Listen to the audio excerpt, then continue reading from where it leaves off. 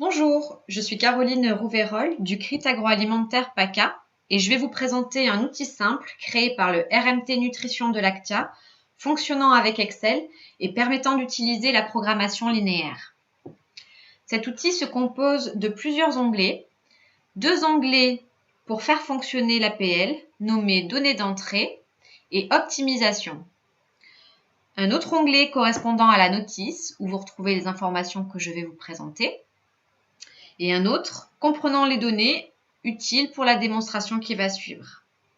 La démonstration que nous avons choisie consiste à améliorer le Nutri-Score D d'une recette existante de biscuits aux amandes, tout en minimisant le coût de la formule. Au regard du mode de calcul du Nutri-Score sur lequel nous ne reviendrons pas ici, nous savons, pour l'avoir étudié par ailleurs, qu'il est possible de passer d'un Nutri-Score D à C en augmentant les fibres de 2,8 à 3 g de fibres pour 100 g et en réduisant les sucres de 31,9 à 30 g de sucre pour 100 g. Pour cela, il faut commencer par se rendre dans l'onglet Données d'entrée pour y saisir les ingrédients, leur quantité ainsi que leur valeur nutritionnelle. Il est possible d'y rajouter la source des données pour la traçabilité et le prix des ingrédients si l'on souhaite intégrer une contrainte sur le prix, comme ici dans notre exemple.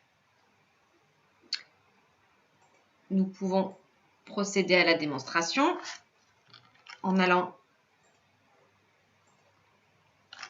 intégrer les données déjà présaisies dans l'onglet Données pour exemple, dans l'onglet Données d'entrée.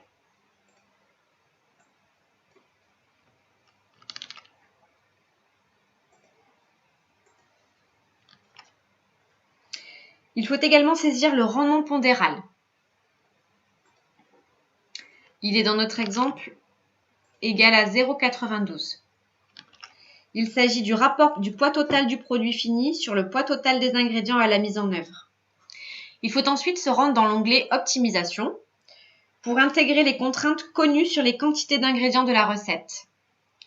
Il faut rentrer les quantités minimales d'une part, puis les quantités maximales d'autre part pour chacun des ingrédients pour faire fonctionner l'outil.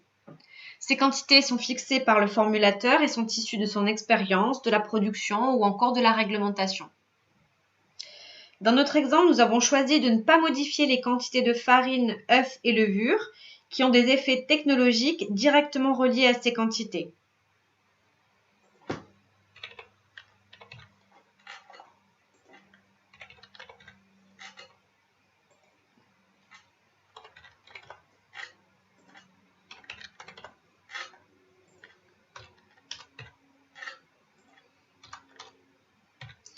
Nous avons également choisi de ne pas augmenter la quantité maximale de sucre, d'huile et de beurre.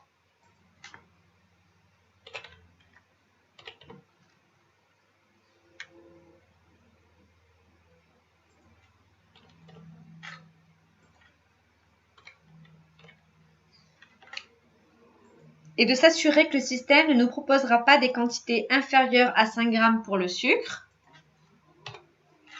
et à 1 g pour l'huile et le beurre.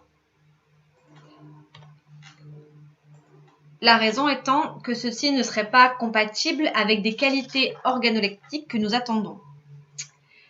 Nous souhaitons également proposer à l'outil que les amandes puissent être intégrées entre 10 à 15% au regard du coût relativement élevé de cet ingrédient. Il nous reste à saisir les données dans le solver.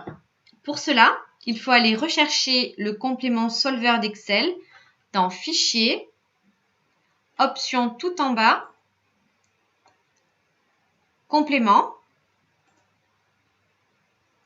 Atteindre, s'assurer que complément solver est bien coché comme ici, OK,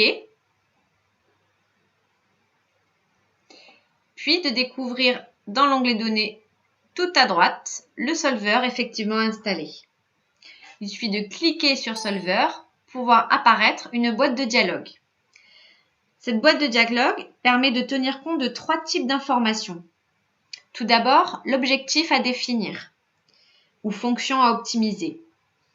Elle est matérialisée par la sélection d'une cellule à optimiser, donc soit à maximiser, soit à minimiser, ou à cibler par une valeur à saisir. Dans notre cas, la cellule W48, qui représente le prix de la formule optimisée, sera à minimiser, donc le coût de la formule à minimiser. Le deuxième type d'information à saisir sont les cellules variables, qui sont les cellules où nous trouverons les quantités de la recette finale qui sera optimisée, donc la solution. Il s'agira toujours des cellules Q14 à Q26 de par la configuration de l'outil. Le troisième type d'information à saisir dans cette boîte de dialogue sont les contraintes que l'on souhaite prendre en compte. Celles concernant les quantités minimales et maximales d'ingrédients que nous avons pré-rentrés dans l'étape précédente se retrouvent automatiquement intégrées dans la boîte de dialogue. Mais il est possible de prendre en compte d'autres contraintes, comme par exemple celles sur les fibres et les sucres dont nous avons parlé. Nous avons évoqué le fait de devoir augmenter les fibres à 3 g de fibres pour 100 g.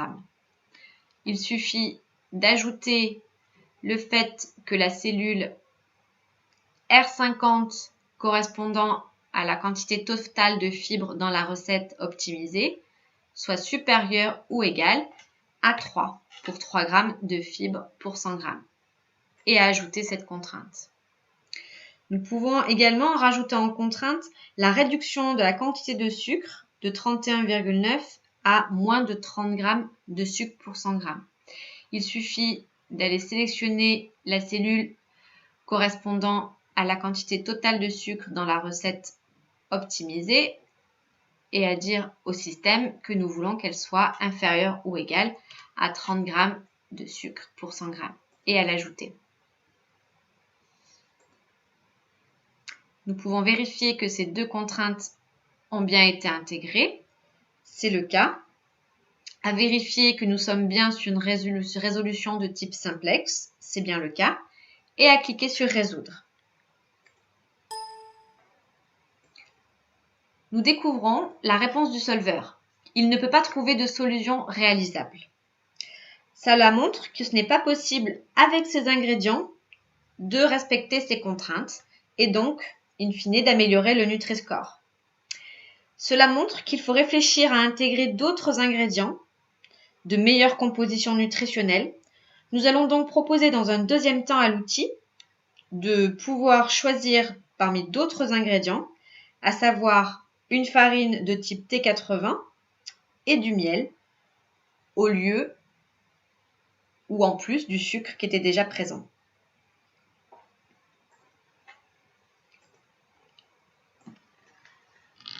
Nous allons saisir dans données d'entrée les nouvelles données concernant ces deux nouveaux ingrédients.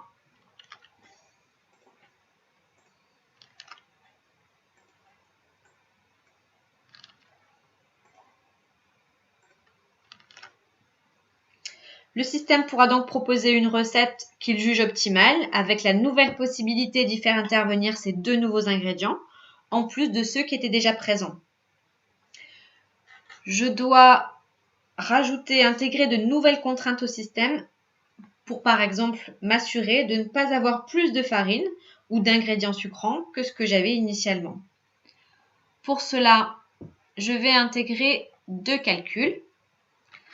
La somme des farines et la somme miel et sucre.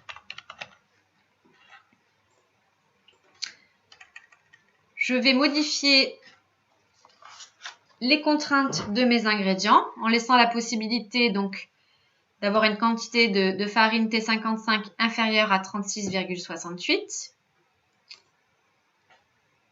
et de pouvoir choisir parmi l'une ou l'autre des farines en T55, T80 et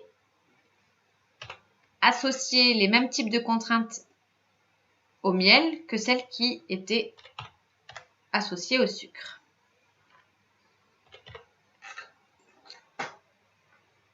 Je vais rajouter en contrainte le fait que la somme des deux farines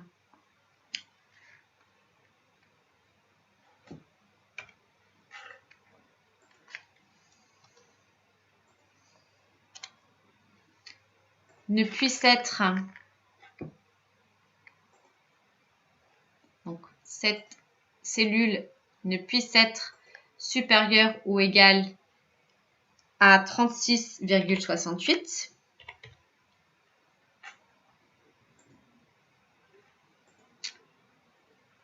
Je vérifie, celle-ci a bien été intégrée. Et que la somme de mes deux ingrédients sucrants, donc sucre plus miel,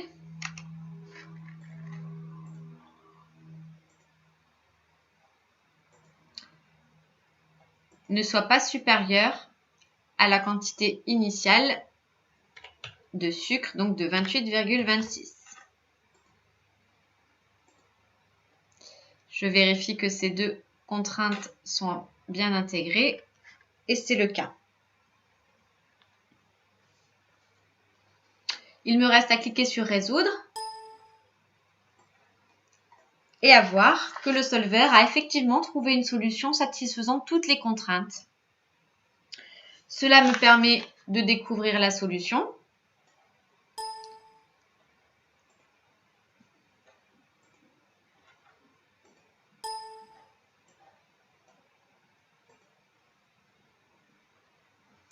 Qui figure ici. Donc effectivement, on peut voir que le système a choisi de remplacer une partie de la farine T55 par de la farine T80, 13,7%, en gardant la même quantité de farine totale, ce qui était une contrainte que nous avions.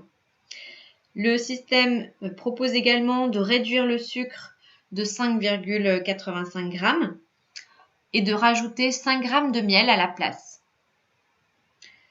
Nous avons donc respecté nos deux contraintes fixées sur les fibres et les sucres, et donc amélioré le Nutri-Score qui est effectivement passé de D à C. Et en minimisant le prix de la formule, nous avons réussi à faire ça en augmentant le coût que de 0,058 € par kilo. Voici notre démonstration. Merci.